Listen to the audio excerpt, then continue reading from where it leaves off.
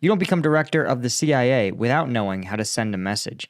Did Director William Burns send a message to Russian elites in his latest conference with the head of MI6? We're going to talk about why and what that secret message is. I'm Paul, U.S. Army combat veteran. Let's do it. By the way, hit subscribe if you haven't already. That makes a difference, and it helps tell the YouTube algorithm that I'm not one of those creators who's been bought by Russia. At least not yet, anyway. And frankly, if they bankroll me, I'm just going to spend it on raising money for more drones for Ukrainian units. So send it my way, Kremlin. Anyway, this is a really interesting statement, right? Where these guys outed the fact that Ukraine's Kursk offensive has triggered doubts among Russian elite. Now, this sounds like a pretty standard statement that we've heard from a lot of sources. But the two key things about this are the who and the where they're saying it. Okay?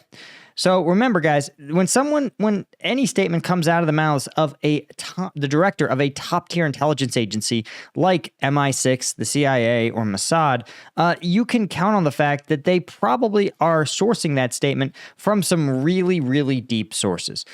For example, right, the CIA, do you think the CIA isn't listening to the phones of Russia's oligarchs and inner circle, right? Your phone listens to you when you say, man, we're out of dog food, and you start getting dog food ads. But don't worry, the CIA definitely isn't going to be listening to Russian oligarchs and elite generals. Of course they are, right? You can almost bank on it. So when you see stories like this from the CIA director, what he's doing is sending out a signal, and he's telling each and every one of them, hey, those private doubts that you have, where you think you're the only person and everyone else is a steadfast Putin supporter, well, there might be others. And we're going to talk about how I know he's reaching out to the elite of not just Russia, but around the globe. But first, of course, if you want access to uncensored combat footage, and again, to keep me off the payrolls of the Kremlin, I mean, listen, let's be honest. They're not going to try to recruit me. It's pretty obvious. I'm not Tim Pool, but it's a funny story. And frankly, I refuse to work for any government because I already worked for the U.S. government, and it drove me crazy. But Combat Vet News, this is my version of Patreon, where I put uncensored combat footage, the kind of like GoPro combat videos that YouTube won't let me show you. I drop all those and the analysis on combatvetnews.com. Specialist tier gets you access to those twice weekly members only videos. But if you want the Q&A, where you can ask me literally anything, that's for the lieutenant tier. And of course, the colonel tier gets you those by name shout outs. Definitely worth it. And I appreciate all you guys that support me over there. The link is in the description. You should definitely join us. But what I thought was, what I think is the real takeaway, right, is that first off, a lot of Russians, it's no secret, they saw Kursk and they said, man, is Putin in Russia really the strongman that we thought he is? And a lot of Russia's elite have raised questions. They said, wait, I thought Putin was a strong autocrat. I thought he was on the brink of beating the Ukrainians. But instead, the Ukrainians are marching into Russia. The Russian elite are scratching their heads, right? And he said this in the Financial Times, right? And this is what I think is significant. The Financial Times readership, if you watch my earlier video about the Financial Times, we talked about this, but I can't emphasize this enough because the medium contains part of the message. And in the case of the Financial Times, it's not just one of the most legitimate news outlets doing some of the most well-researched reporting. And they do that not because of the goodness of their heart, but because their audience demands it, right? The Financial Times is the publication with the highest income and highest net worth readers in the world.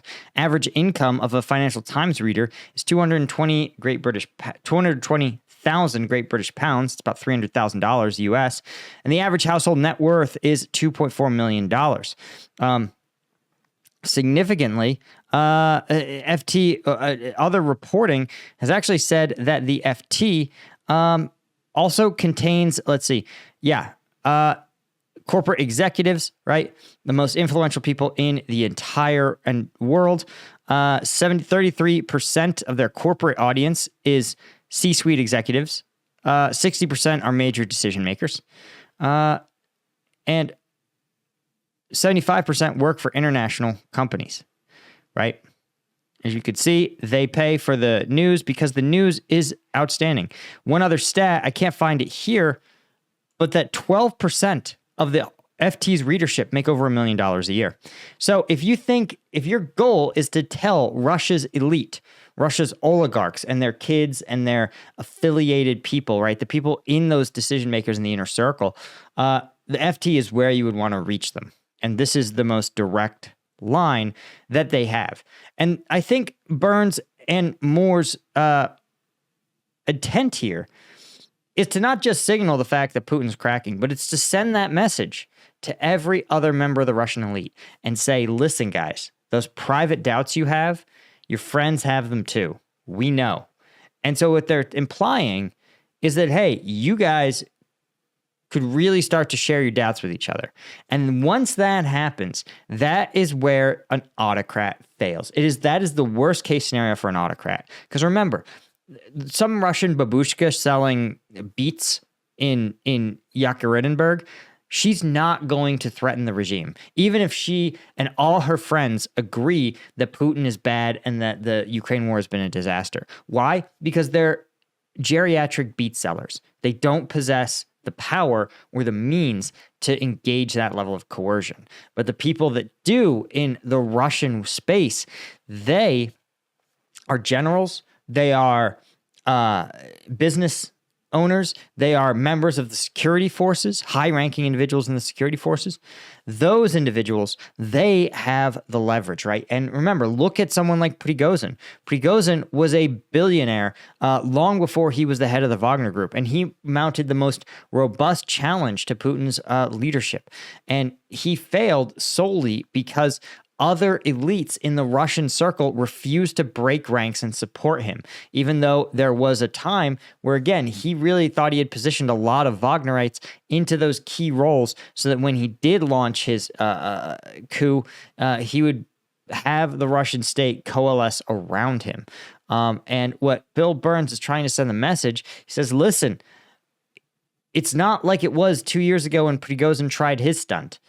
There is more questioning. There is more elites who want to see this regime get replaced by someone who's going to walk out of Ukraine and improve Russia's economic standing. And that is the message I think he's really trying to get out there.